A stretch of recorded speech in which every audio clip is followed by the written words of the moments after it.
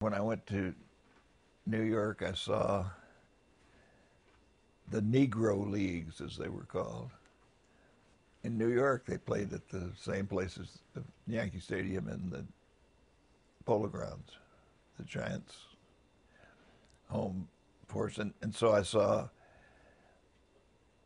some really great, famous Negro League stars. And then around that time, I became really interested in baseball because the Brooklyn Dodgers hired Jackie Robinson. And I had been truly bummed out by the fact that there was a color line in Major League Baseball that echoed the color line that I was fleeing from in the South, where they had things called colored fountains and, oh shit, 4 separate restrooms. And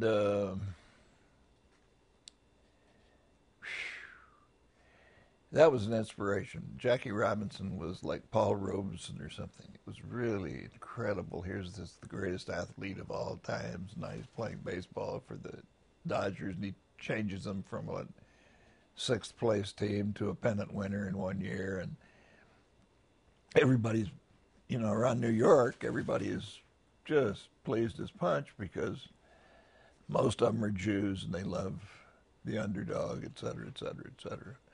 So my fascination with baseball strengthened a great deal when they signed Jackie Robinson. I went out to watch him play every Saturday at Ebbets Field.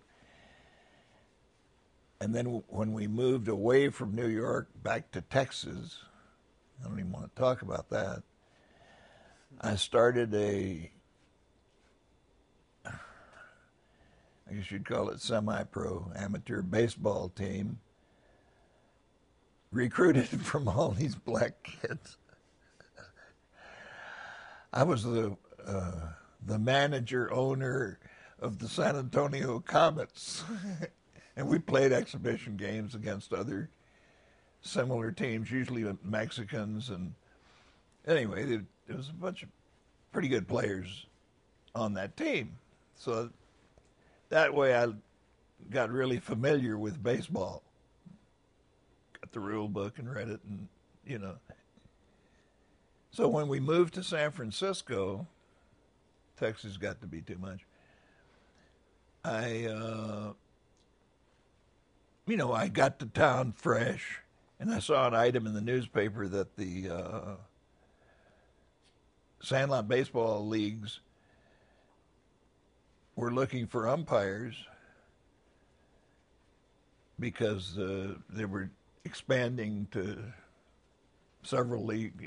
Anyway, I called the guy, and he said, and I had umpired a game or two in San Antonio, and I called this guy, and he said, well, okay, you get $6 a game. You can do 3 games on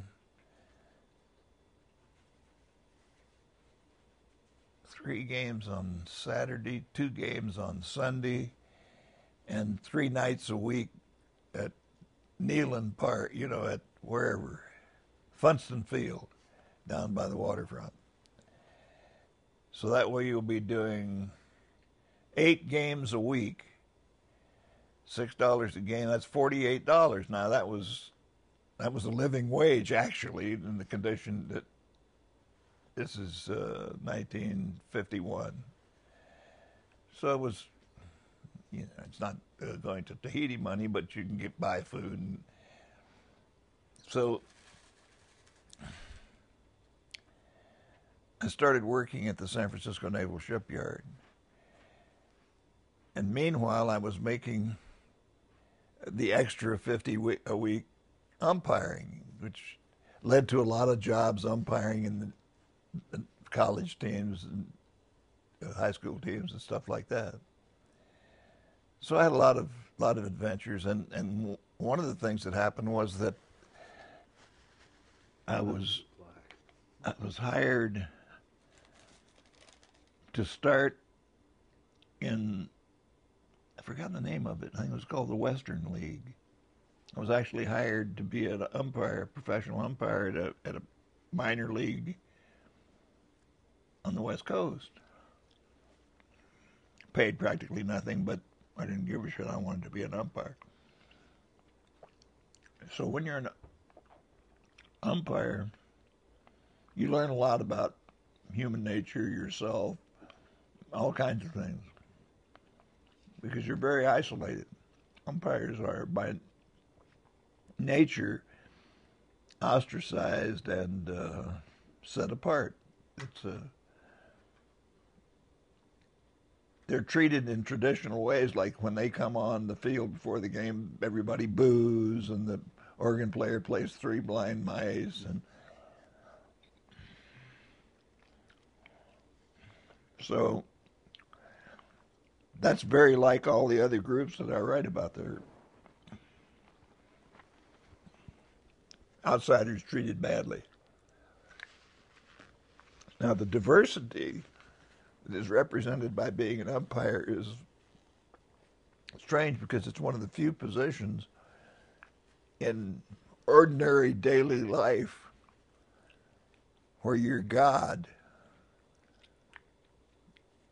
It's not fair or foul until you call it fair or foul, etc.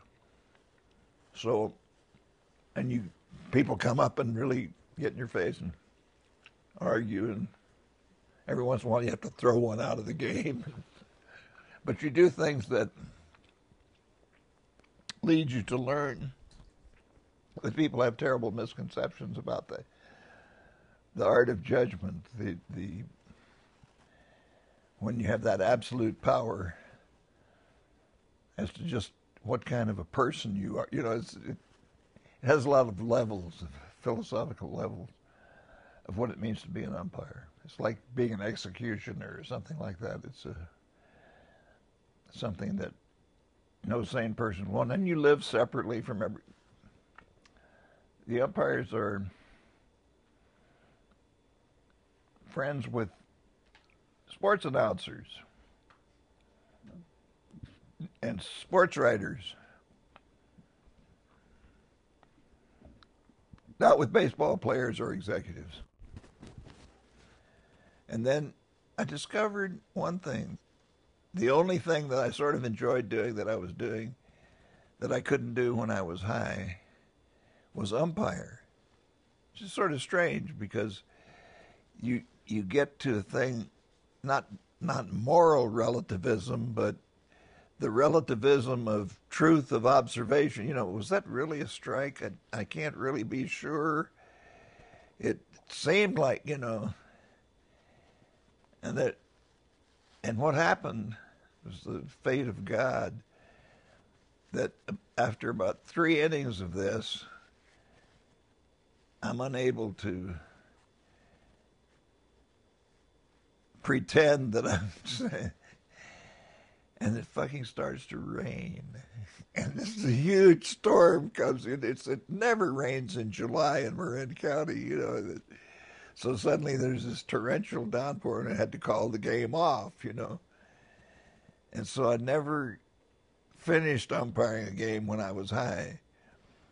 And I swore off. I mean, I just never got high before going out to umpire. Afterwards, yeah, but it doesn't rob you of your ability to judge. It robs you of your ability to give a shit. I'm gonna have to say fair or foul here. Fucking, I don't care. Shit. So that was the end of my umpiring career.